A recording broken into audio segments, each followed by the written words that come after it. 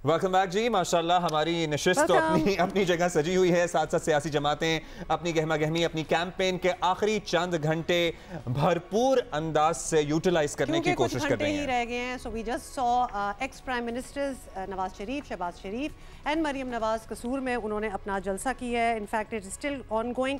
लेकिन इस वक्त जो हम बात करेंगे और कॉन्सेंट्रेशन करेंगे सूबों के लिहाज से, so let's talk about Sindh first. और सिंध की जब बात होगी तो नेचुरली सबसे पहले तो पीपल्स पार्टी की बात होगी। मोहम्मद जुनैद हमारे कॉलीग हमारे साथ हैं। जुनैद, हम आपसे रिक्वेस्ट करेंगे कि थोड़ा सा पिछले इलेक्शन रिजल्ट्स के हवाले से बताएं, कुछ कंपैरिजन हमें इस बार का दें और फिर हम पार्टी की पॉलिटिक्स के बारे में डिस्कशन को आगे बढ़ाएंगे। हुमा अब्दुल्ला, हम बात करेंगे पीपल्स पार्टी के बारे में, जिस तरह आपने जिक्र किया, और उनके ड्रामाई ज़वाल के बारे में जो कि 2008 से शुरू हुआ और 2018 में ड्रामाई तौर पर उनकी नशिस्तें कम होती चली गई। तो उसका आगाज़ हम 2008 के नतीजे से ही करते हैं। सुहेल वड़ाइद साहब से भी इस पर राय लेंगे। ख़ास तौर पर हमने कल भी जिक्र किया कि बेनज़ीर भुट्टो की शहादत के बाद जो इंतखाबी मुहिम थी और पीपल्स पार्टी का एक बहुत ही स्ट्रॉन्ग कम बैक था पाकिस्तान की पॉलिटिक्स में, वो देखने से ताल्लुक़ रखता था। और कौमी असम्बली में वो अक्सरियती जमात बनकर सामने आए और एक हकीकत में वफाकी जमात के तौर पर पीपल्स पार्टी ने अपना सिक्का जमाया। पाकिस्तान में 91 नशिस्तें हासिल की थी कौमी असम्बली में, और आप देख सकते हैं कि कितना फ़र्क था बाकी जमातों में। मुस्लिम लीग नून कहाँ खड़ी है, मुस्लिम लीग कायद आज़म कहाँ खड़ी है, MQM और अवामी नेशनल पार्टी। और इसी तरह जो सूबाई असम्बलियाँ थीं उनमें सिंध असम्बली में तो उनको हुकूमत मिलती ही रही, जिसकी तफसील आप यहाँ 2008 के इलेक्शन में देख सकते हैं कि 71 नशिस्तें थी सिंध असम्बली में। लेकिन उससे ज़्यादा दिलचस्प बात जो आपको काफ़ी हैरत होगी, बहुत से लोगों को याद होगा, वो पंजाब असम्बली का नतीजा था 2008 का, जिसमें 82 नशिस्तें पीपल्स पार्टी ने हासिल की थी। और ना सिर्फ पंजाब असम्बली में बल्कि फिर खैबर पख्तूनख्वा असम्बली में भी उनको काफ़ी खातिर खा कामयाबी मिली थी और एक काबिल ज़िक्र जमात थी, वहाँ 18 नशिस्तें हासिल की थी। इसके अलावा बलूचिस्तान असम्बली पर भी नज़र डाल लेते हैं, उसके नतीजे पर पीपल्स पार्टी ने वहाँ क्या कामयाबी हासिल की थी। तो बहुत ही इम्प्रेसिव उनके रिज़ल्ट्स थे और वो वाकई एक फेडरल गवर्नमेंट के तौर पर एक वफाकी जमात के तौर पर सामने आए। लेकिन ये सूरत हाल ड्रामाई तौर पर तब्दील हुई जब हम 2013 के इलेक्शन की बात करेंगे। तो वहाँ पे कौमी असम्बली से शुरू करें तो आप देखें कि जहाँ वो वफाकी हुकूमत बनाने में कामयाब हुए थे, वो अचानक से 36 सीटों पर चली गई सिर्फ पीपल्स पार्टी इन 5 बरस के बाद जब 2013 के इंतखाबात हुए। और मुस्लिम लीग नून ने अक्सरियती जमात के तौर पर कामयाबी हासिल की, 129 नशिस्तें थी। तो जो दूसरी जमातें हैं उसके बाद PTI, MQM, उनसे और पीपल्स पार्टी का फ़र्क बहुत ही कम रह गया था।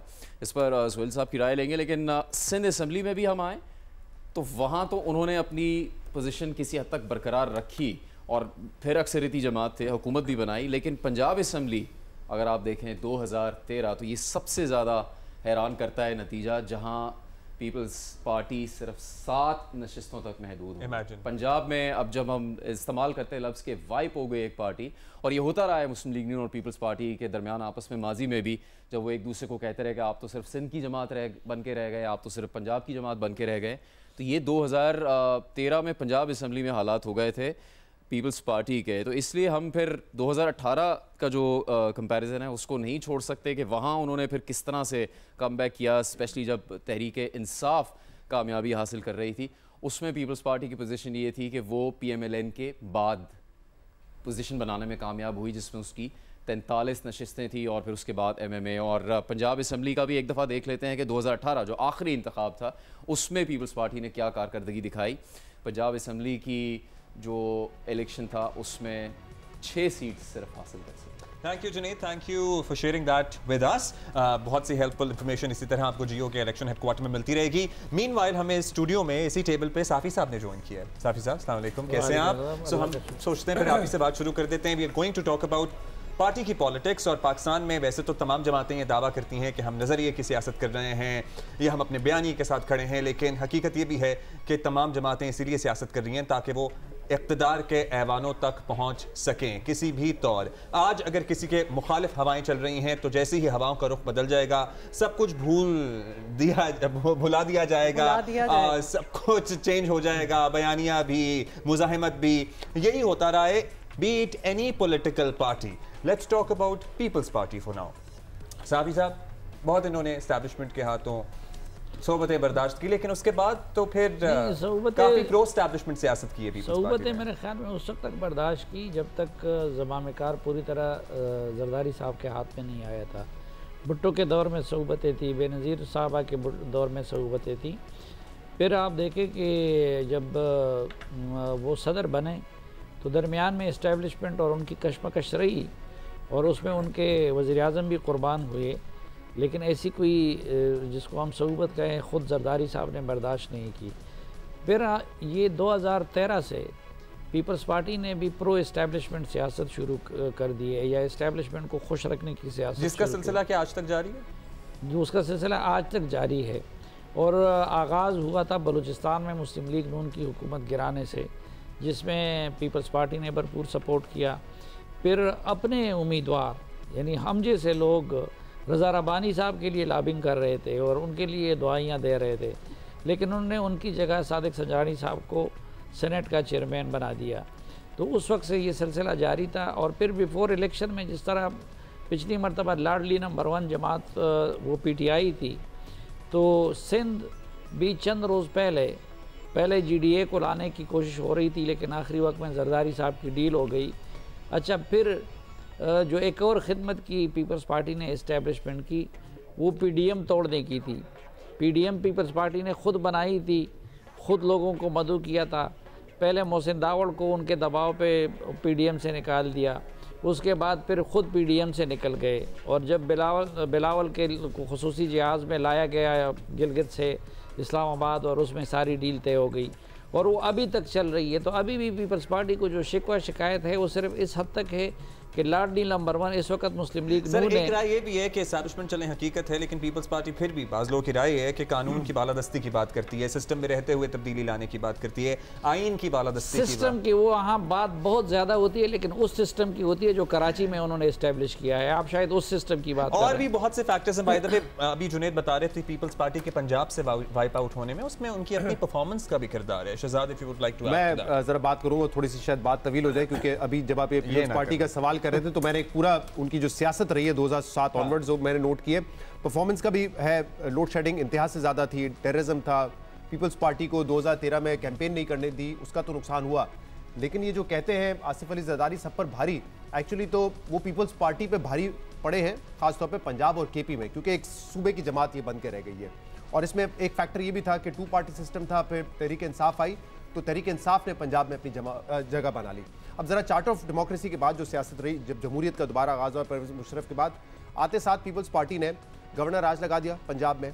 उन्होंने जजेस को बहाल करने का वादा किया था, जो कि उनके चार्टर ऑफ डेमोक्रेसी में भी था, वो वादा पूरा नहीं किया, जिसकी वजह से 2008 से 2013 की जो पीपल्स पार्टी की हुकूमत थी उसकी महाजराई जुडिशरी के साथ होती रही, जिसका नुकसान भी उनकी हुकूमत को हुआ। फिर 2013 के इलेक्शन जब आए तो उन्होंने कहा ये रिग्ड इलेक्शंस थे, RO इलेक्शंस थे। लेकिन जब PTI ने धरना दिया कि इलेक्शंस में धांधली हुई है, तो वो उस वक्त PTI के साथ नहीं खड़े थे, वो उस वक्त पीपल्स पार्टी और दीगर जमातों के साथ खड़े हुए और दुरुस्त खड़े हुए। वो चाहते थे कि जमहूरियत को बचाया जाए, किसी धरने की वजह से कोई हुकूमत नहीं गिरनी चाहिए। लेकिन फिर वही पीपल्स पार्टी जो जमहूरियत बचाने के लिए नून लीग के साथ थी, उसने डॉन लीग्स पे भी सियासत की नून लीग के खिलाफ। जब पनामा आया तो वो PTI के साथ खड़े थे, आपको याद होगा बिलावल और इमरान खान साथ प्रेस कॉन्फ्रेंसेस करते थे। जब पनामा का फैसला आया तो उसको सेलिब्रेट किया पीपल्स पार्टी ने, कहा कि नवाज शरीफ जो है वो साबित हुए कि वो करप्ट हैं और वो चोर हैं। और फिर बलूचिस्तान हुकूमत गिराई 2018 में, और जो ये सारा हम कहते हैं कि 2017-18 में PTI को लाने के लिए एक स्टेज सेट किया गया, पीपल्स पार्टी ने उसमें सहूलतकारी का किरदार अदा किया। मैं इसको मुकम्मल करने जी इसको जल्दी से मुकम्मल करने दें।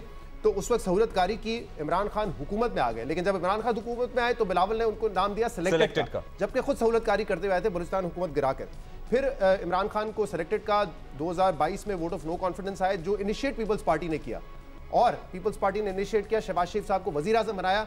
अब कहते हैं कि इन्होंने 1.5 साल में शहबाज शरीफ साहब ने मुल्क का बेड़ा गर्क कर दिया। तो पीपल्स पार्टी की जो सियासत है, कभी एस्टैब्लिशमेंट के राइट साइड पे, कभी लेफ्ट साइड पे, 180 डिग्री उन्होंने जितने यू टर्न लिए अपनी पॉलिटिक्स में, कंसिस्टेंट नहीं रहे, तो लोगों को समझ नहीं आया कि उनकी पोजीशन क्या है, तो क्या वो पीटीआई के साथ है कि वो पीएमएल के खिलाफ है। It can be also you know नहीं, दिस हैज कॉज्ड देम, मुझे लगता है उनकी सियासत को बड़ा नुकसान हुआ है, और इसीलिए अब जो थ्री पार्टी सिस्टम है, हैज इट कॉस्टेड देम और नॉट, अब जो थ्री वे सिस्टम है उसमें वो अपनी जगह नहीं बना पाए। उनको समझ नहीं आ रहा था, कभी पीटीआई के साथ खड़े, कभी नूली के साथ खड़े, कभी कहते हैं जमहूरियत के साथ खड़े, तो कभी एस्टैब्लिशमेंट के साथ खड़े हो जाते हैं। तो ये जगह ना बना पाना, ये बड़ी स्पेस उन्होंने लूज भी की है। बड़ा साहब, सेविंग ग्रेस क्या हो सकती है पीपल्स पार्टी की, कंसिडरिंग अगर अभी हम कैंपेनिंग देखें तो सबसे पहले पीपल्स पार्टी ही था और बिलावल ही था जो कि कैंपेनिंग सबसे पहले स्टार्ट कर ली। इनफैक्ट उनका मंशूर भी सबसे पहले आया। सेविंग ग्रेस क्या आप देख रहे हैं जिन्होंने इतना ग्राउंड ऑलरेडी लूज कर दिया? नहीं, देखें, सियासी पार्टियां पैदा होती हैं, जवान होती हैं, बूढ़ी होती हैं, मर जाती हैं। तो हर सियासी पार्टी जिस तरह इंसानी ज़िंदगी है, इसमें कई मोड़ आते हैं। पीपल्स पार्टी भी इसी तरह है, नून भी इसी तरह है, तहरीक इंसाफ भी इसी तरह है। कई मराहल से गुजरना पड़ता है। कभी एस्टेब्लिशमेंट से लड़ाई होती है, जिसको आप कह रहे हैं उस वक्त बड़े पॉपुलर थे, लेकिन उस वक्त हज़ारों लोग जेलों में थे, उस वक्त हज़ारों लोगों को कोड़े पड़ रहे थे, उस वक्त जो थे 8000 बंदे मारे गए, उस वक्त जो थे जितना जुल्म हुआ पाकिस्तान की तारीख में शायद ही हुआ हो। तो बुनियादी बात यह है कि सियासी पार्टियां भी सोच समझ के आगे बढ़ती हैं। मसलन शायद जरदारी साहब ने ये सोचा हो कि क्या पीपल्स पार्टी ने सारी ज़िंदगी मारी खाते रहना है, क्या पीपल्स पार्टी ने सारी ज़िंदगी एस्टेब्लिशमेंट से लड़ के ही ज़िंदा रहना है। तो उन्होंने कई दफ़ा हमें मुलाकातों में बताया कि एस्टेब्लिशमेंट से लड़ने का मतलब तो ये भी है कि मैं शायद यहाँ मर के दफन भी ना हो सकूँ। तो पाकिस्तान के अंदर सियासी जमातों को एक स्ट्रगल करनी पड़ती है। यहाँ हमने देखा कि किसी का बाप मर गया तो वो उसको दफनाने नहीं आ सकता। तो सियासी जमातें भी फिर कॉम्प्रोमाइज़ करती हैं, जिन पे आप सारे लोग तो बड़ी क्रिटिसिज्म करते हैं, लेकिन हम उनकी जगह नहीं हैं जिन्होंने फांसियाँ खाई हैं, जो शहीद हुए हैं, जो जिन लोगों ने कोड़े खाए हैं। सुहेल साहब, बड़ा ही अहम नुकता कि भाई एक रियल पॉलिटिक्स है, एक पॉपुलर पॉलिटिक्स है। पॉपुलर तो आप हो जाएं, लेकिन आप सिस्टम में ही ना रहें, आप यहाँ पे ही ना रहें, आप इधर उधर कहीं निकल जाएं, या फिर आप इतनी सैक्रिफाइसेस दें, आप इतनी सैक्रिफाइसेस दें कि यू डोंट इवन। एक है आइडियल सिचुएशन। हम सारे जाहिर है आइडियलिस्ट हैं, हम जर्नलिस्ट हैं, हमें आइडियल्स की बात करनी पड़ती है। एक है प्रैग्मेटिज्म।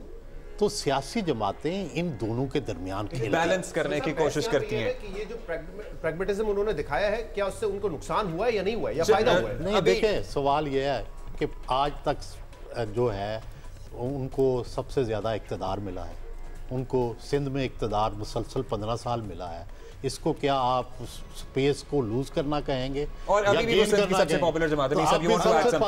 देखो, सवाल यह है कि सियासी पार्टियां आगे भी जाती हैं, पीछे भी जाती हैं। शिजाद साहब ने जो सवाल उठाया है, इसका जवाब ये है कि ये बात आपकी ठीक है कि पीपल्स पार्टी कभी इस्टेब्लिशमेंट की एक साइड पे होती है, कभी दूसरी साइड पे होती है, लेकिन कुछ हमारा पर्सनल फर्स्ट हैंड नॉलेज है जो कि अभी भी बड़ा मुश्किल है लोगों के साथ शेयर करना। 18वीं तरमीम जब पीपल्स पार्टी कर रही थी तो मेरे साथ लोग बात करते थे, जो पार्लियामेंट के मेंबर थे, जो पीपल्स पार्टी के इत्तेहादी थे, लेकिन 18वीं तरमीम पे उसका साथ नहीं दे रहे थे। तो पीपल्स पार्टी ने जो छोटे सूबे हैं उनको अपने साथ मिला के जिस तरीके से 18वीं तरमीम की, और फिर बाद में एक जो फॉर्मर आर्मी चीफ हैं उन्होंने ओपनली कहना शुरू कर दिया कि ये तो आपने जो 18वीं तरमीम किया, ये शेख मुजीबुर रहमान के 6 पॉइंट्स जो हैं उससे भी ज़्यादा ख़तरनाक है। तो वो जो 18वीं तरमीम है, उस ज़माने में मुझे अच्छी तरह याद है कि आसिफ जरदारी साहब से कहा गया कि आप प्रेसिडेंट ऑफ पाकिस्तान हैं, 58(2) भी आपके पास है, सारा इख्तियार आपके पास है, सारे अपॉइंटमेंट्स आपने क्यों दे रहे हैं? उसने कहा जी ये बेनज़ीर भुट्टो ने वादा किया था चार्टर ऑफ डेमोक्रेसी में। तो तमाम जो पीपल्स पार्टी में तनकीद है आप उसको बिल्कुल करते रहें, लेकिन 18वीं तरमीम जो है वो आप उसको मानेंगे कि नहीं मानेंगे? एक अच्छा, दूसरी बात कि यूसुफ रज़ा गिलानी साहब जो हैं उनको सुप्रीम कोर्ट ऑफ पाकिस्तान ने जो डिसक्वालीफाई किया था, क्या वो किसी असूल के तहत किया था? वो भी उसी तरह, और उसमें कौन थे पटिशनर? नवाज शरीफ और इमरान खान दोनों पटिशनर थे। ये हामिद खान साहब ने वो पटिशन फाइल की थी, वो भी जो थी उसके पीछे भी इस्टेब्लिशमेंट थी। और प्रेसिडेंट कौन थे? आसिफ जरदारी साहब। उसके अलावा मेमो गेट, और उसके अलावा मैं अब आपको एक पर्सनल बात भी बता दूं। एक दिन रात को 1 बजे मुझे प्रेसिडेंट साहब ने फ़ोन किया प्रेसिडेंट हाउस से कि आप फटाफट प्रेसिडेंट हाउस आ जाएं। सर्दियों के दिन थे, मैं चला गया जी, तो वो एक कमरे से दूसरे कमरे, एंड में बताया जी वो बेडरूम में है जनाब। बेडरूम में गए तो वो एक स्टील बंकर में राइफल लेके बैठे हुए थे, प्रेसिडेंट ऑफ पाकिस्तान। तो मैंने कहा जी क्या हुआ? मैंने बस तुम्हें बताना है कि ये अभी आएंगे, ये मुझे मार देंगे और फिर ये मीडिया पे खबर चलाएंगे कि आसिफ जरदारी ने अपने आप को गोली मार ली। बस इनको और मेरे से बात कर रहे हैं और उस पर हाथ है बंदूक पे, और तुमने कहना है कि नहीं वो आखिरी गोली तक लड़ते लड़ते मारा गया, बस अब चले जाओ। और ये वो दिन है जब वो मीडिया में खबरें दी जा रही थी कि जी वो 3 दिन से सोए नहीं हैं, उनकी ज़ुबान बंद हो गई है। उसके बाद वो उनकी ज़ुबान को खुलवाने के लिए मुदाखलत की आर्मी चीफ ने, जनरल कियानी ने, जहाज़ पे उनको डाल के दुबई भिजवाया गया और सारा मीडिया कह रहा है कि ज़ुबान बंद होगी, सदर पाकिस्तान की ज़ुबान बंद होगी। सर आपके कॉलम फिर उन्होंने सारे लोग मुसीबत में भी आए थे, आपको याद? फिर उन्होंने मुझे फ़ोन किया कि बताओ मैंने तुम्हारे से फ़ोन पे बात किया है, कोई मेरी खबर ही नहीं चला रहा, कोई मेरा बीपर नहीं ले रहा। ये हालात थे जनाब। एक प्रैग्मेटिक अप्रोच की भी बात हो रही है। Obviously you can not just give in everything to the establishment, आपको एस्टैब्लिशमेंट की भी माननी है, कुछ अपनी मनमानी भी है। 9 मई का जो वाकया है वो यही आइडियलिज्म और प्रैग्मेटिज्म की दरमियान जो जंग है कि जब आप पॉलिटिकल पार्टी जब उस डोमेन में जाएगी वायलेंस में, तो वो तो फौज की डोमेन है एस्टेब्लिशमेंट की, फिर पॉलिटिकल पार्टी उसमें लड़ नहीं सकती। नहीं, पर प्रैग्मेटिज्म का, प्रैक्टिकल होने का ये मतलब नहीं है कि आप एक अनइलेक्टेड इदारे को स्पेस देते हैं। आपको आइन इजाज़त नहीं देता। एक तरफ अगर आप जमहूरियत की बात करें और आइन की बात करें और पार्लियामेंट को सुप्रीम करने की बात करें और फिर आप हुकूमत में आए 16 महीने, देखिए बट दैट इज डिफरेंट। अब अगर आप प्रैक्टिकलिटी की बात करें तो you can't go against the constitution. एक आइन भी तो एक चीज़ है ना, आप एक पॉलिटिकल पार्टी है। देखिए सियासी जमातों की ज़्यादा रिस्पॉन्सिबिलिटी होती है क्योंकि हमारी उनसे एक्सपेक्टेशन ज़्यादा होती है, हम उनको वोट दे के इक़्तिदार में लेके आते हैं, तो हमारी उनसे एक्सपेक्टेशन है कि वो जो हमने सोशल कॉन्ट्रैक्ट उनके साथ साइन किया है, जो हमारा आइन है, वो उसके मुताबिक चलेंगे। अब वो प्रैक्टिकल हो या आइडियलिस्टिक हो, ये आइन है, इसी के मुताबिक आप पॉलिटिकल पार्टीज की ही रिस्पांसिबिलिटी है कि उसको किस तरह पुश करना है और या फिर 9 मई करके एक दिन में उसे खत्म करने की कोशिश करनी है, जिसका मतलब है कि अपने आप का ही नुकसान करना या फिर कोशिश करनी है। जो पीपल्स पार्टी का डिक्लाइन है उसमें, क्योंकि हमें नजर आता है Noon League pro establishment anti establishment होती रही है पिछले 15 साल में, पीटीआई होती रही है। इमरान खान साहब बिल्कुल गोद में बैठे हुए थे 2018 में, उसके बावजूद इलेक्शन जीत गए थे। तो क्या वोटर सपोर्टर का ये मसला था या कुछ और मसला था? मेरा ख्याल है पीपल्स पार्टी के डिक्लाइन की वजह गवर्नेंस है कि गवर्नेंस उन्होंने अच्छी नहीं दी, जिसकी वजह से 2008 से 2013 तक का उनको टाइम मिला और जो 5 साल एक दफ़ा पूरे मिल गए तो जो विक्टिमाइजेशन का बयानिया था कि हमें तो हुकूमत ही नहीं करने दी जाती, वो आपके हाथ से चला गया। उन्होंने कॉन्स्टिट्यूशनली वाकई अच्छा काम किया, 18वीं तरमीम की। इसके अलावा दीगर जो ह्यूमन राइट्स की बातें उसमें खड़ी होती है पाकिस्तान पीपल्स पार्टी, बट बहुत लोड शेडिंग देके गए, इकोनॉमी के हालात अच्छे नहीं छोड़ के गए, टेररिज्म पर वो काम नहीं किया जिसका वादा कर आए थे और हमने देखा। और दायरे उस टेररिज्म की सारी रिस्पॉन्सिबिलिटी आप पीपल्स पार्टी पर नहीं डाल सकते, इदारों पर भी उसकी रिस्पॉन्सिबिलिटी आती है। नाउ द प्रॉब्लम इज़ कि पंजाब की जो पॉलिटिक्स थी वो ग्रेजुएट कर गई और जो रोमांस था लोगों का पॉलिटिकल पार्टीज़ के साथ वो परफॉर्मेंस ओरिएंटेड हो गया, क्योंकि नून लीग ने वहाँ पर डिलीवर किया। सिंध के अंदर अभी भी आपको नज़र आता है कि जो पार्टीज़ हैं उनके साथ रोमांस था। 2018 तक आपको एमक्यूएम के साथ नज़र आता था, 2013 तक पीपल्स पार्टी के साथ अभी तक है। पीपल्स पार्टी की जो सीटें बता रहे थे अभी जुनेद, वो सिंध में बढ़ती चली गई हैं, वो पंजाब में कम होती चली गई। और दूसरा पीपल्स पार्टी के साथ एक है रोमांस लोगों का। और अब दूसरा जो फिर मसला है वो ये आया कि पंजाब की जब पॉलिटिक्स आगे बढ़ गई तो अब एक रिवर्स गियर मारा है पंजाब की पॉलिटिक्स ने भी। परफॉर्मेंस से हटके हमें नज़र आया कि इमरान खान साहब अप्रैल में गए, अप्रैल में जाने के बाद जुलाई में 3 महीने बाद वो सारे बाई इलेक्शन जीत गए। उससे पहले सारे बाई इलेक्शन हार रहे थे। तो 3 महीने में ना तो पीडीएम की गवर्नमेंट ने अच्छा बुरा परफॉर्म किया था, ना इमरान खान ने कुछ किया था। खान साहब ने झूठ बोला था और वो झूठ था कि साइफर और अमेरिका ने भी हुकूमत निकाली। तो आपको पंजाब की पॉलिटिक्स भी एक रिवर्स गियर में जाती नजर आई है, परफॉर्मेंस से झूठ की तरफ। और उस झूठ की वजह से हमें नजर आ रहा है कि अब सारी की सारी जो वो कैंपेन हुई है तो पॉलिटिक्स आगे बढ़ गई थी पंजाब की, वो वापस। इसीलिए बार बार जब लोग कहते हैं ना पॉपुलैरिटी कोई भी जमात हो तो जरूर हमारा ये फर्ज है हम मेंशन करें कि वो जो बयानियां है वो झूठ पे मबनी है। आजकल भी पीपल्स पार्टी एक ऐसा वादा कर रही है जो कि वो कभी पूरा नहीं कर सकती। सर पीपल्स पार्टी एक ये भी शिकवा करती रही है कि 2008 से 13 तक उन्हें परफॉर्म नहीं करने दिया, जुडिशियल एक्टिविज्म की वजह से। मीडिया पे आपको पता है ट्रायल होता था, ठीक है, लेकिन अभी जो एक वादा कर रही है जी, बिलावल साहब कह रहे हैं कि मैं जब अगर वजीर आज़म बन गया, आते साथ ही सारे सियासी कैदी रहा कर दूंगा, दूसरे अल्फाज में वो ये कह रहे हैं मैं इमरान खान को रहा कर दूंगा, वो कर ही नहीं सकते। वो कह रहे हैं जी मैं 300 यूनिट बिजली दूंगा, वो दे ही नहीं सकते। तो ये तो गलत बात है ना, इस तरह के वादे आपसे नहीं करने चाहिए। मैं एक क्रेडिट थोड़ा सा पीपल्स पार्टी को देना चाहती हूँ इस इलेक्शन कैंपेन में, बिलावल भुट्टो ज़रदारी को, पीपल्स पार्टी को नहीं। उनकी जो इंतखाबी मुहिम थी उसमें ना किसी ख़वातीन को उन्होंने निशाना बनाया, ना अक़लियतों को निशाना बनाया। मेरे ख्याल से ये क्रेडिट देना चाहिए, बिकॉज बहुत कम ऐसी इलेक्शन के साबिक लीडर को बनाया, लेकिन ये एक क्योंकि रवायत सी बन गई है, ख़वातीन को निशाना बनाया जाता है, ख़ास तौर पे जब इलेक्शन होता है अक़लियतों को निशाना बनाया जाता है। वो मैंने देखा है कि वो अक्सर इस तरह की नहीं करते।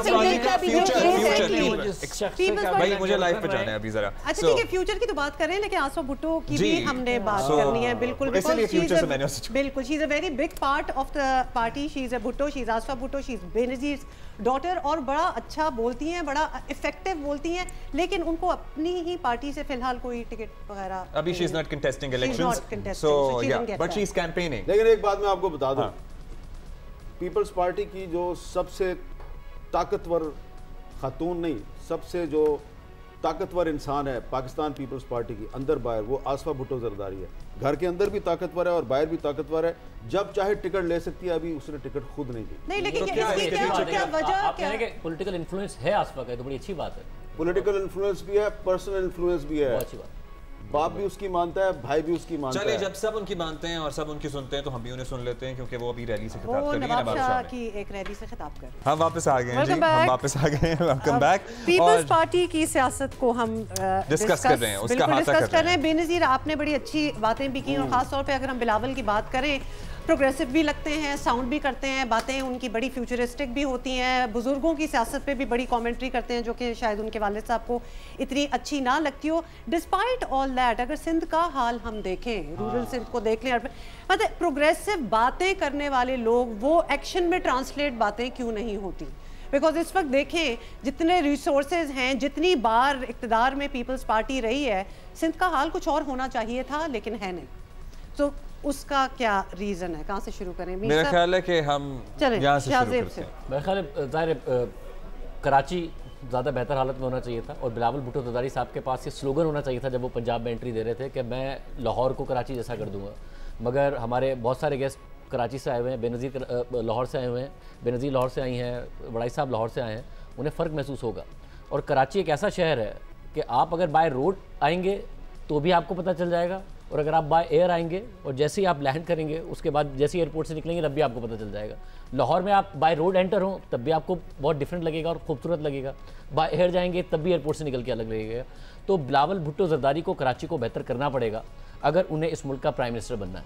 उसके बगैर ये हो नहीं सकता। जब आप ये सेल ही नहीं कर सकते किसी दूसरी जगह जाके कि आप लोगों ने हमें वोट देना छोड़ दिया, हम इतनी सीटें लेते थे, 82 सीटें 2008 में ली थी, 6 सीटें 2018 में जाके ली हैं प्रोविंशियल असेंबली की, तो आप हमें दोबारा इलेक्ट कीजिए।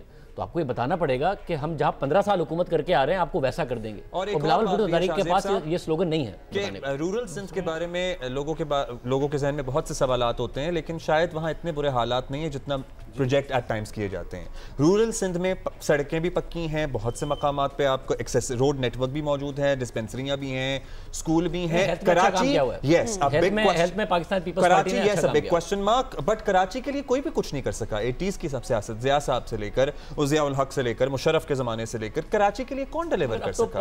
और एमक्यूएम को हम कैसे भूल जाते हैं कराची के इस हालत तक पहुंचाने में? 15 साल की हुकूमत एमक्यूएम तो ज़ाहिर है बिल्कुल बुरी जिम्मा नहीं है, वो इन पार्टीज के साथ रही है, मगर जो लास्ट डेवलपमेंट हुई है कराची में कुछ वो मुस्तफ़ा कमाल साहब के दौर में हुई थी। उसके बाद कराची में प्रॉपर डेवलपमेंट जैसी होनी चाहिए थी, नहीं हुई। उसके बाद नेमतुल्लाह खान साहब के दौर में ये बात ठीक है। नेमतुल्लाह खान साहब के अगर मैंडेट मिला कराची में पीपल्स पार्टी को, do you think they can deliver और दे कैन नॉट? लेकिन अब ये नहीं हो सकता कि तहरीक इंसाफ आई खैबर पख्तूनख्वा में, वहाँ पे भी उन्होंने एक मेट्रो बस का प्रोजेक्ट बना दिया।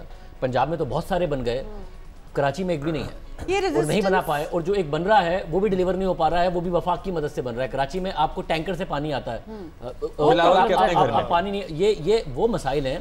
उसके साथ आप जाके पंजाब में वोट नहीं मांग सकते। क्या हो रहा है जब बिलावल भुट्टो ज़रदारी कह रहे हैं तो यही हो रहा है ना कि जी हमें टैंकर से नहीं आता हमारे यहाँ पानी। लाहौर में ये उनको ताना पड़ रहा है ना, हमें पानी आता है, लाइन का पानी आता है। तो ये ताने आपको जब पड़ रहे होंगे तो आपको डिलीवर करना पड़ेगा, क्योंकि पीपल्स पार्टी एक ऐसी पार्टी है जो बहुत सारी प्रोग्रेसिव वैल्यूज़ को लेकर आगे बढ़ती है और ख़वातीन के इशूज़ की बात करती है, मिनॉरिटीज़ की जैसे बात कर रहे हैं कि उनके हुकूक की बात करती है। ऐसी पार्टी को राइज करना चाहिए, मगर वो डिलीवरी के जरिए हो सकता है। लेकिन यही तो सवाल है, what stops them from delivering. जी साफी साहब, इसमें हुमा देखिए, अगर कानून साजी और पार्लिमानी परफॉर्मेंस के लिहाज से देखें तो पीपल्स पार्टी की ये बेहतरीन रही है बाकी जमातों की बनिस्बत कानून साजी में और पार्लिमानी रिवायात, मसलन जिस तरह गिलानी साहब पार्लियामेंट को तवज्जो देते थे, रेगुलरली आते थे, तो इसमें पीपल्स पार्टी का किसी और ने मुकाबला नहीं किया है। लेकिन जहाँ पार्लिमानी लिहाज से बेहतरीन कारकर्दगी रही, वहाँ गवर्नेंस के लिहाज से उनकी सिंध में भी और जब मरकज़ में भी हुक्मरान थी तो उन्होंने बदतरीन हुक्मरानी दी। और अब अगर वो रिवाइवल चाहते हैं ना और वाकई भुट्टो और बेनज़ीर का जानशीन बनना चाहते हैं, तो उनकी एक खूबी ये थी कि वो जिस तरह सिंध में मकबूल थे उसी तरह वो चतराल में भी मकबूल थे, उसी तरह वो पंजाब में सबसे ज़्यादा मकबूल थे। अब इन्होंने पंजाब से तो तकरीबन इनका जनाजा निकल गया है, लेकिन भुट्टो का ज़्यादा साथ भी पंजाब के लोगों ने दिया और भुट्टो के लिए ज़्यादा कोड़े भी पंजाब के लोगों ने कहे, फांसियाँ भी ज़्यादा पंजाब के लोगों को हुई। तो उनको अपने आप को हकीकी मानों में कौमी जमात बनाना होगा। अभी बड़ा इंटरेस्टिंग साफी साहब से हम बात कर ही रहे हैं तो एक कंपैरिजन ले लें, क्योंकि अभी हम हमेशा सोचते हैं कि जी कराची कभी लाहौर बन सकता है कि नहीं, उस डिबेट में नहीं जाएंगे। आप चूंकि पेशावर भी बहुत रहते हैं, कराची भी आते रहते हैं, जरा कंपैरिजन दें, क्या डिफरेंस है दोनों शहरों में डेवलपमेंट के हवाले से? इस्लामाबाद और नहीं जी, पेशावर और कराची। पेशावर में चूंकि पेशावर से तो खैर कराची बेहतर है। अच्छा, इसीलिए तो आप देखें। और लेकिन पेशावर का सत्यानाश किया सबसे ज़्यादा पिछले 9 सालों ने। देखिए 9 साल में पीटीआई की हुकूमत ने उतना कर्जा लिया, उससे ज़्यादा जितना क़याम पाकिस्तान से लेके उनकी हुकूमत आने तक लिया हुआ था। फिर बीआरटी का मंसूबा वहाँ के लिए गैर ज़रूरी था, वो कराची जैसे शहर को दरकार था, वो वहाँ के लिए गैर ज़रूरी था। उससे ट्रैफिक के मसाइल कम होने की बजाय बढ़ गए हैं। लेकिन साइज़ की वजह से, बंदरगाह की वजह से, माजी में जिन लोगों ने कुछ ना कुछ कराची को दिया था, तो आज भी तो कराची पख्तूनों का सबसे बड़ा मरकज़ है। अगर खैबर पख्तूनख्वा में रोज़गार के मौके ज़्यादा होते तो पख्तून उधर से इधर आके सेटल ना होते, बल्कि इधर से उधर जाते। Objection please.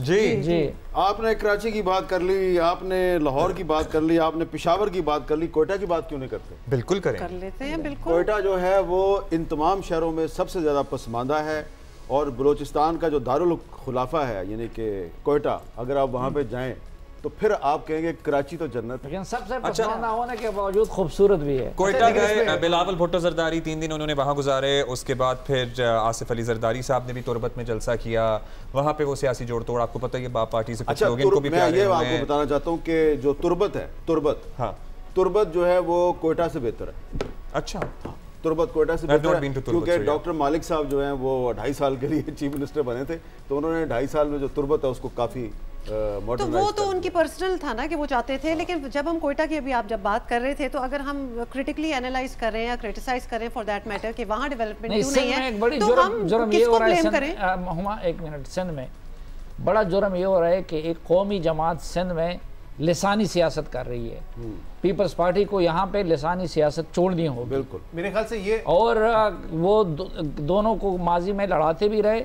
मैंने एक कालम में लिखा भी था जब जरदारी साहब सदर थे और यूआनी सदर में उसने ये बात की कि पख्तून और महाजरों को लड़ने दो, अच्छा है, इसमें हमारा काम चलता है। वो तो कह रहे हैं, अब हम कोशिश कर रहे हैं कराची में एक ये जो कराची को उन्हें अपनाना होगा और हैदराबाद को भी उन्हें अपनाना होगा, और दूसरा उनको लिसानी सियासत छोड़ के कौमी सियासत शुरू करनी होगी। अब्दुल्ला, इसमें देखें, ये बिल्कुल साफी साहब ने ठीक कहा, पार्लिमानी पॉलिटिक्स हो, कानून साजी हो या भी कैंपेन हो, बिलावल ने सब कुछ ज़बरदस्त किया है, पीपल्स पार्टी ने बड़ा बेहतरीन काम किया है। लेकिन ये जो एथनिसिटी वाली पॉलिटिक्स है, इसने ना सिर्फ रूरल सिंध को नुकसान पहुंचाया है बल्कि अर्बन सिंध को भी पहुंचाया। अभी आपने कहा मैंडेट, 15 साल से मैंडेट तो है ना, कराची जो है वो सिंध का शहर है, कैपिटल है यहाँ का। तो अगर 15 साल हुकूमत के बाद भी आप कहते हैं कि यहाँ पे डेवलपमेंट नहीं कर सके, तो वाकई फिर क्या पंजाब में आप जाके मिसाल देंगे? और इसकी वजह ये क्योंकि देखिए ये एक वाहिद सूबा है पूरे पाकिस्तान में जहाँ पे कराची से जिस जमात को वोट मिलता आया है हिस्टोरिकली, या जमात इस्लामी, उसके बाद MQM, उनकी कभी सिंध में हुकूमत नहीं बनती। सिंध में हुकूमत पीपल्स पार्टी की बनती है लेकिन उनकी कराची पे नहीं होती, तो वहाँ पे डेवलपमेंट नहीं करते। पीपल्स पार्टी के ऐसे लोग आपको मिलते हैं जो ये कहते हैं कि यार अगर हम कराची में डेवलपमेंट करेंगे तो फिर हमें रूरल सिंध में जवाब देना पड़ेगा कि यहाँ क्यों नहीं की। तो ये एथनिसिटी पे जो तो कभी-कभी लगता है रूरल सिंध में बेहतर डेवलपमेंट है एज कंपेयर टू कराची। और ट्रेजेडी ये कि इदराक सबको है, सब कहते हैं कराची की डेवलपमेंट होनी चाहिए, होती पता नहीं। मैं आपको बताऊं, मैं शाहजेब और मैं ये कोई 16 साल बाद एक साथ ट्रांसमिशन में बैठे, इलेक्शन 2008 में हमने की थी। क्या इशूज थे उस वक्त? K4 उस वक्त भी इशू था, S3 जो आपका सेवरेज का मंसूबा है, ट्रांसपोर्ट का इशू, पानी ना आना, ये इशूज उस वक्त के हैं। तो क्या 15 साल सक्सेसिव गवर्नमेंट और उसमें एक वफाकी हुकूमत, क्या आप ये डिलीवर नहीं कर सके? तो लोग सवाल तो पूछेंगे ना, इसमें तो बहुत पीछे रह गए ना। एक दूसरा नुक्ता नज़र भी है। देखिए, जब आप, ये सिर्फ एथनिसिटी का मामला नहीं है, दो राइवल पॉलिटिकल पार्टीज़ का भी मामला है कि जब आप एक दूसरे के खिलाफ इलेक्शन लड़ते हैं, जब आपने एक दूसरे के साथ स्लोगनेरिंग करनी है और अगर आप कोलिशन बनाते हैं तो तब भी आपको ये प्रॉब्लम होता है कि एक दूसरे के हलके में हम मुदाखलत नहीं करते। ये सिंध का बेसिक जो मसला है, जब तक उर्दू स्पीकिंग और सिंधी स्पीकिंग इनके दरमियान कोई मामलात तय नहीं होते, चाहे वो पीपल्स पार्टी और MQM क्यों नहीं करते, उस वक़्त तक सिंध की जो तरक्की है उसके अंदर ये प्रॉब्लम्स रहेंगे और लड़ाइयाँ रहेंगी। बेसिकली ये जब मिल के कोई फार्मूला तय करेंगे उस वक्त ही ये मामला आगे बढ़ेगा। साहब, इसमें भी कोई इंटरवेंशन ही चाहिए होगी, वरना ये दोनों बैठ के तो मामला हमें ठीक नहीं। देखिए, दुनिया भर में पॉलिटिकल पार्टीज ने बैठ के, दुनिया के मुल्कों ने बैठ के UN बना लिया, मुल्कों ने किया, लेकिन हमारे यहाँ ज्यादा वैसे पॉलिटिकल पार्टीज ने डिफरेंस ऑफ ओपिनियन होने में तो कोई हर्ज नहीं हुआ। ये कि 2013 में ये दोनों जो हैं वो मिलिटेंट ग्रुप बना के लड़ रहे थे एक दूसरे से। उसके अलावा अगर पॉलिटिकल डिफरेंसेस हैं, MQM अपनी जगह पर हो, कराची के अवाम ने तो 2018 में तहरीक इंसाफ को चुन लिया, जिससे ये पता चलता है कि वो MQM से भी इतने बेजार आ गए कि भाई ना ये हमारे मसाइल डिलीवर कर रहे हैं, तो वो एक सेकंड ऑप्शन के तौर पर पीपल्स पार्टी को भी तो चुन सकते थे, नहीं चुना, वो तहरीक इंसाफ की तरफ चले गए। जिससे 2002 में हमने देखा कि MMA ने काफ़ी चैलेंज किया था MQM को और उन्होंने लिए थे। तो कराची के अवाम तो ऐसा लगता है कि जैसे तरस गए हैं कि कोई आके डिलीवर करे। बाकी तो ये जो एथनिक मसला है, जब तक MQM का पीक था और ये दोनों मिलिटेंट ग्रुप के जरिए लड़ रहे थे, तो उस वक्त तो ये पीक पे था। अब तो 2018 में तो ऐसा नहीं है कि MQM बामुकाबला पाकिस्तान पीपल्स पार्टी था, तहरीक इंसाफ ले गई और बहुत सारी सीटें ले गई। साफी साहब, आपके ये अलग बात है अवाम ने चुना था कराची में या नहीं, मेरा ख्याल है कि MQM का वोटर नहीं निकला था 2018 में। MQM जितने भी इल्जामात लगाए, जाहिर है PTI की बहुत सहूलतकारी हुई, तहरीक इंसाफ को जिताया गया, ये सारे के सारे इस मर्तबा देखते हैं कि MQM का वोटर निकलता है कि नहीं निकलता।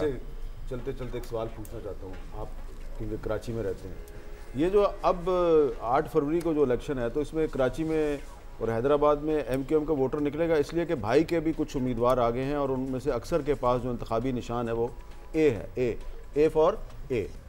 MQM ने ज़ाहिर मोबिलाइज करने की कोशिश की और उसी तरीके से करने की कोशिश की है कि जैसे एक ऐसा इन्वायरमेंट बनाया है जिसकी सुहेल राइस साहब कह रहे हैं कि नहीं होना चाहिए। पीपल्स पार्टी ने भी उसमें किरदार अदा किया है कि जैसे वाकई एक दूसरे के आमने सामने खड़े हो गए और इस तरह खड़े हो गए कि वायलेंस की तरफ जा रहे हैं, बजाय इसके कि डिफरेंस ऑफ ओपिनियन हो जो कि पॉलिटिक्स में होता है। तो कम अज़ कम मुझे लगता है कि एनर्जाइज करने में कामयाब हुई है, मगर इनका वोटर निकलेगा नहीं निकलेगा, भाई के उम्मीदवार किसके वोट तोड़े? नहीं, मैं इस पे आपसे सवाल करूं, ये कैसे हो गया कि काफी सारे जो उम्मीदवार हैं यहाँ पे उनका निशान A है, सिंबल या एक ताला है जो उनका माजी में शायद निशान होता था, ये कैसे? क्योंकि PTI वालों में इत्तेफाक हुआ है, बस कैसे हो गया ये उसने इत्तेफाक? PTI वालों के तो हर जगह मुख्तलिफ सिंबल है। अच्छा, आप जवाब दें।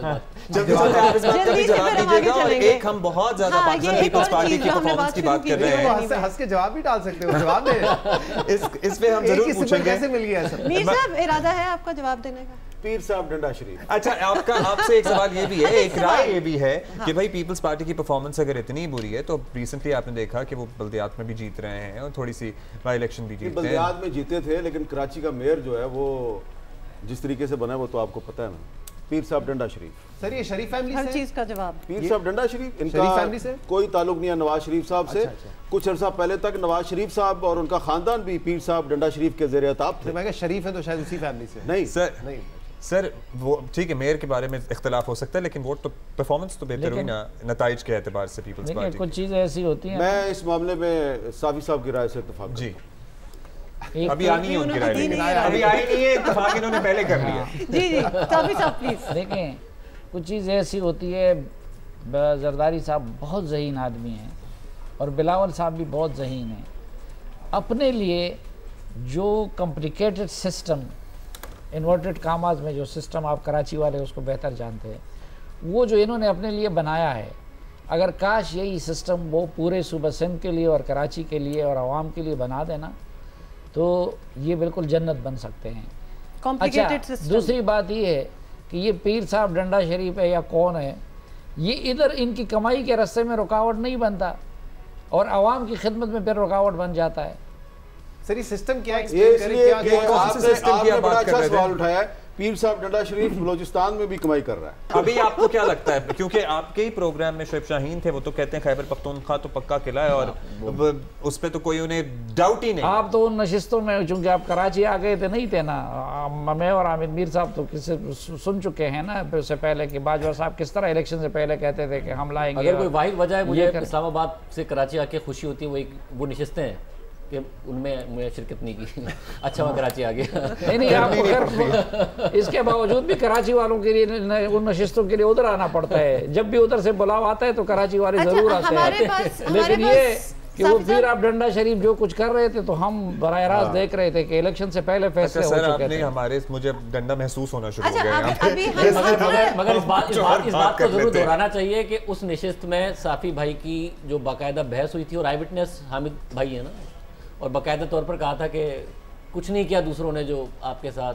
नहीं मैंने उनसे कहा था, बात है साफी साहब ने उनको ये कहा था, प्रेडिक्शन की थी कि ये आप जिसको लेके आ रहे हैं ये आपको आपके साथ वो करेगा कि आपको छठी का दूध याद आ जाएगा।